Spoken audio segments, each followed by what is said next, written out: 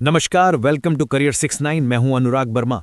Now एक ऐसे time में जब यूएस और पर्टिकुलरली ट्रंप एडमिनिस्ट्रेशन पाकिस्तान को हर तरफ से पुश दे रही है, जियोपॉलिटिकली, फाइनेंशियली, एक बहुत ही बड़ी डेवलपमेंट हुई है बलोचिस्तान लिबरेशन आर्मी की तरफ से। जो बलोचिस्तान की आज़ादी चाहते हैं लोग, बलोच रिबेल्स, इन लोगों ने पहली बार पाकिस्तानी जो सोल्जर्स हैं गदर कोस्ट के पास, उनको मारा है एक नेवल अटैक में। ये पहली बार देखा जा रहा है कि बलोचिस्तान लिबरेशन आर्मी ने एक नेवल ऑपरेशन कंडक्ट किया है अगेंस्ट पाकिस्तानी मिलिट्री।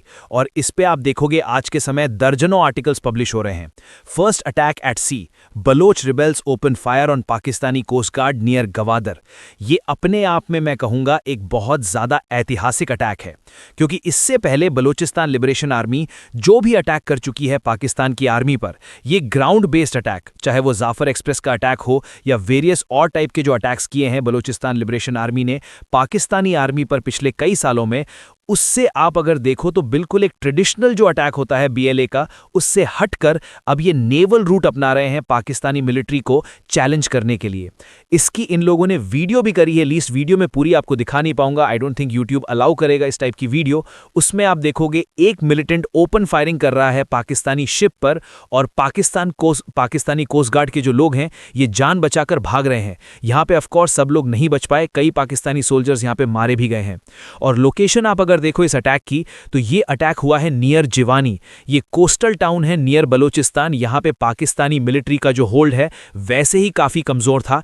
अब बलोच मिलिटेंट्स यहाँ पे इनके कोस्ट गार्ड को मारना शुरू कर रहे हैं, तो आप मान लीजिए धीरे धीरे जो ये पाकिस्तान की कोस्ट लाइन है वहां पर भी पाकिस्तानी मिलिट्री का जो कंट्रोल है ये कम होता जाएगा। और इसका इंपैक्ट अगर मैं आपको बताऊं तो बहुत बड़ा होने वाला है।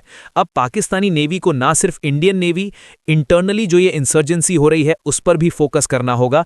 इससे इनके रिसोर्सेज काफी हद तक बढ़ जाएंगे। और सबसे बड़ी बात यहां पर यह है कि एक ऐसे टाइम में जब डोनाल्ड ट्रंप लगातार पुश कर रहे हैं कि पाकिस्तान की सरकार को प्रमोट करना है, इनकी जो लीडरशिप है इसको प्रमोट करना है, एक ऐसे टाइम में बलोचिस्तान लिबरेशन आर्मी दिखा रही है कि पाकिस्तान कितना अनस्टेबल कंट्री है जहां पे इनके कोस्ट गार्ड के लोग भी सेफ नहीं हैं।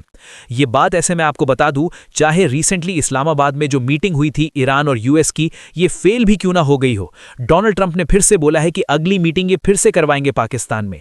और आप एक बात नोट करिएगा, जब भी जेडी वैंस ट्रंप कुछ भी स्टेटमेंट देते हैं सबसे पहले पाकिस्तान की एडमिनिस्ट्रेशन को देते हैं फुल कवर कि आसिम नीर बहुत अच्छे हैं, शहबाज शरीफ बहुत अच्छे हैं, उसके बाद ही आगे की बात बोलते हैं। और अभी देखना होगा कि आने वाले कुछ दिनों में बलोचिस्तान लिबरेशन आर्मी कितने और अटैक्स करती है पाकिस्तान पर, क्योंकि डोनाल्ड ट्रंप तो मन बना चुके हैं कि अगर शांति की बातचीत होगी यूएस और ईरान के इशू को लेकर तो वो पाकिस्तान में ही होनी है।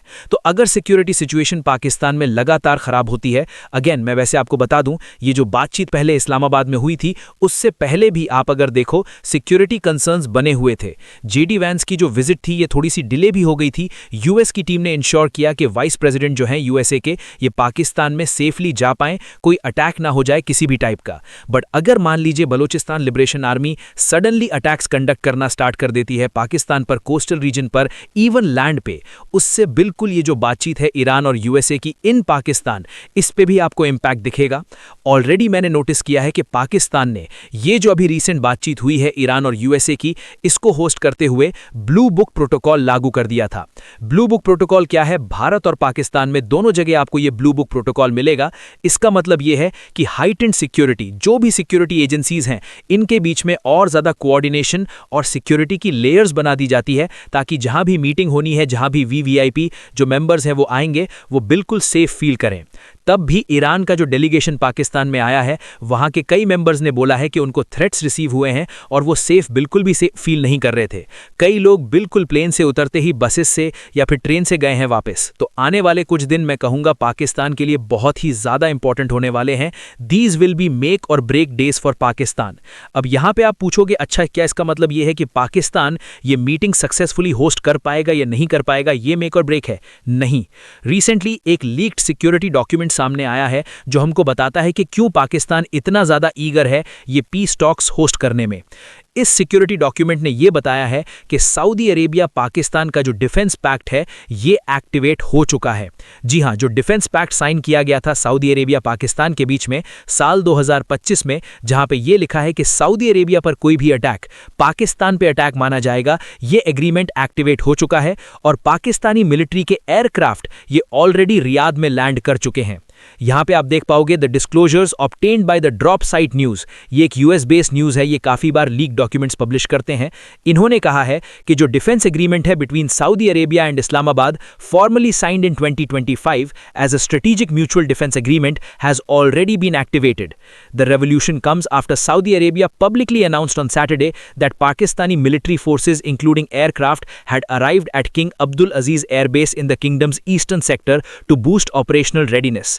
तो पाकिस्तानी एयरफोर्स को ऑलरेडी सऊदी प्रेशर के अंडर भेज दिया गया है सऊदी अरेबिया में। और आप अगर सोच कर देखिए जिस तरीके से सडनली यूनाइटेड अरब एमिरेट्स ने पाकिस्तान से $3 बिलियन वापस मांग लिए थे, अब पाकिस्तान सऊदी अरेबिया से कह रहा है कि चलिए हमको $3 बिलियन दे दीजिए ताकि जो यूएई का फंडिंग विड्रॉल है उसको हम कवर कर पाएं।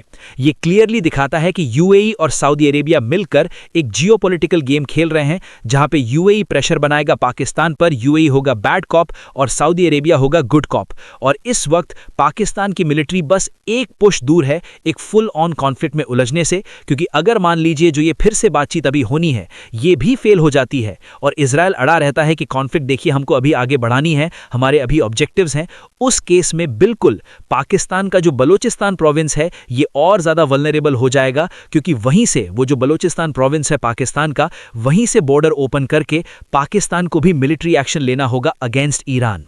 आने वाले कुछ दिन पाकिस्तान के लिए डिसाइसिव होंगे और अगर जो पाकिस्तान चाहता है ऐसा नहीं हुआ तो फिर आने वाले कई महीनों में पाकिस्तान भी यूएसए के साथ एक मिलिट्री कॉन्फ्लिक्ट में आपको उलझता हुआ दिखेगा। सो बहुत सी डेवलपमेंट्स होनी है आने वाले समय में। बलूचिस्तान लिबरेशन आर्मी का इस सब में बड़ा रोल होगा कि ये बातचीत सेफली कंडक्ट हो पाती है या नहीं हो पाती। उसके बाद भी जब पाकिस्तान उलझ जाएगा ईरान के साथ एक कॉन्फ्लिक्ट में, तब बलूचिस्तान लिबरेशन आर्मी का क्या रोल होगा। A lot of big things are about to happen. जैसे मैंने आपको बताया था साल 2026 इन टर्म्स ऑफ जियोपॉलिटिक्स शायद अब तक का सबसे इंपॉर्टेंट साल रहने वाला है कई दशकों में। बहुत सी अभी अपडेट्स आएंगी, so I will keep on making updated videos for you all.